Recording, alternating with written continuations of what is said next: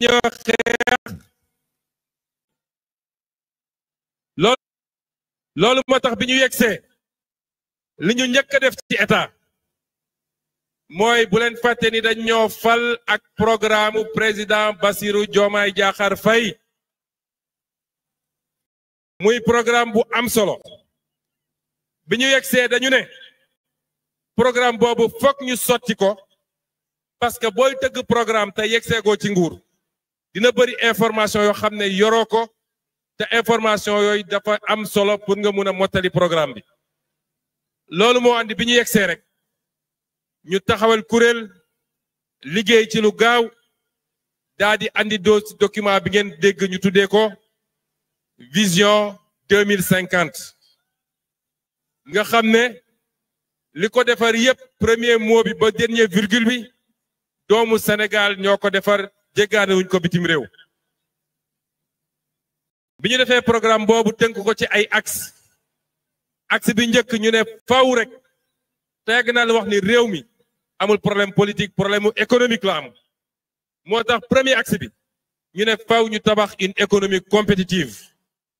mooy fexe ba am koom gu dëgër ndax réew bu amul koom la ca des mënul dox bu amul koom social mënul dox bu amul koom culture mënul dox bu amul koom religion mënul dox bu amul koom sport mënul dox parce que loolu lépp koom moo ko téye réew bu la ëpp koom moo la gën a baax le loolu lépp Sénégal nag bañuy Sénégal ba léegi problème koom la ñu am mooy tabaxuñu koom goo xam ne koom gu dëgër la te koom gu dëgër mi nga commencé nga fexe ba sa mbay baax sa càmm baax sa napp baax waaye li la yàlla may ci ressource naturelle nga téye ko ci biir réew mi ñu transformer ko ci biir réew mi loolu mooy premier axe bi ñu ne ñaareelu axe bi mooy lan ñaareelu axe bi mooy koom li koy tabax mooy li ñuy tuddee capital humain mooy ay nit yu wér kéng ba pare ñu former leen ba ñu am xam-xam ba ñu xarañ ñaareel bi mooy loolu ñetteel bi ñu ne mooy lan mooy aménagement et développement durable parce que am réew boo ko bëggee tabax benn mooy li ngay liggéey faw mu doon loo xam ne say sët ak sëtaat mun nañ ko fi fekk mooy nga sàmmanteeg lu ñu tuddee environnement boo sàmmanteeg environnement ba pare nga fexe ba réew mi développement bi ngay def waa réew mi yépp mën koo yëg waaye mu bañ a doon développement boo xam ne ci benn gox la yem wala ci benn xeet la yem kon loolu li koy andi mooy ñu fexe ba équilibre am entre dëkku kaw gi li ñuy wax zone rurale ak dëkku taax yi waaye lépp nag ñu tënk ko ci li ñu tuddee les pôles de développement bi nga xam ne le ministre Balla Moussa mi ngi ciy liggéey ñu ne lan moo ci des nag troisième pilier bi mooy gouvernance et engagement africain lépp loo xam ne dafa jëm ci yorin gu sell ndax xam ngeen ni principal problème mu réew mi ci wàllu gouvernance mooy càccum alalu réew mi nga xam ne ku fi musa toog yaag say ñoj danga sàcc ba xamatoo loo def ñu ne loolu nag faaw ñu jëlee ko fi waaye teg ci leneen mooy ñun Sénégal dañoo duñu ab île dañoo bokk ci continent boo xam ne Afrique la tudd dem te ci des ci Afrique demul dina jafe ñu ne kon suñu engagement africain il faut ñu renouveler ko il faut ñu renforcer ko loolu mooy le panafricanisme bi nga xam ne moom la ñuy woote waaye mbokk yi bi ñu defee lii ba noppi il fallait ñu xam fan lañu doore lan lañu fekk ci réew mi loolu mooy état des lieux bi ngeen dégg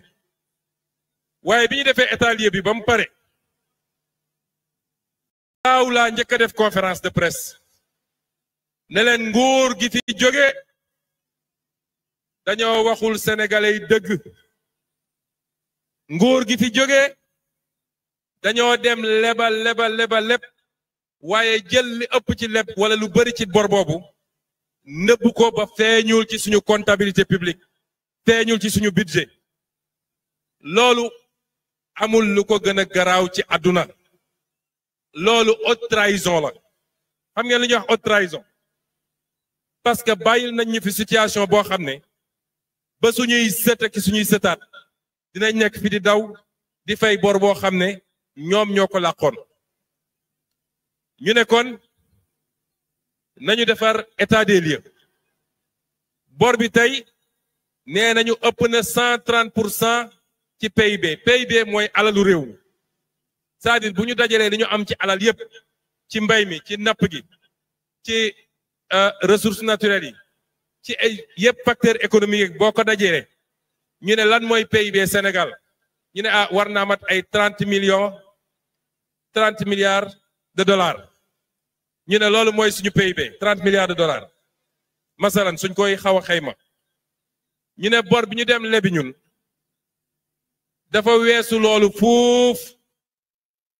UEMOA ne réew mu nekk waroo dépasser 70% si sooy leb ñun tey ful nañ ko ñaar 70% yi multiplier nañ ko par 2 ci nguur goo xam ne puukare ak randal moo tax ñu leb loolu ci turu Sénégal tey kenn ku nekk ci ñun ba ci xale biy doog a judd ni ko Al Amin loo waxeyoon kenn ku ne ci ñun ku nekk fii Sénégal war ngaa fay bor boo xam ne kenn ku ne individuellement ëpp na 1 million war na mat 1,80 million francs loolu la fi Macky Sall bàyyi ci bilan waaye li gën a garaaw mooy bor boobu daf ci bëri loo xam ne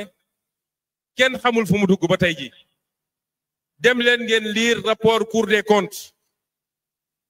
bor boobu ay centaines de milliards yoo xam ne ñoom jaaral nañ ko ay circuit extra budgétaire waaye ñoom ñoo ko séddoo ndax duggul ci njëriñu réew mi ñoom ñoo ko séddoo parce que duggul ci alalu réew mi lii mooy héritage bi nga xam ne ñoom bàyyi nañ ko fi dafa am loo xam ne nag kenn dootu ko nangu ci réew mi parce que bëgg a lëndëmal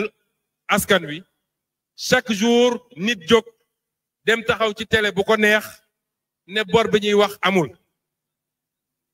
ku ko waxati dañ ko war a fëgg ci kaso bi ku ko waxati dañ ko war a fëgg ci kaso bi ndax nag yabaate mi ngi commencé am ci mbir mi sàcc alalu réew mi ba pare ñëw naan bor bi amul maa ngi ñëw ci justice maa ngi ñëw ci justice maa ngi ñëw ci justice bor boo xam ne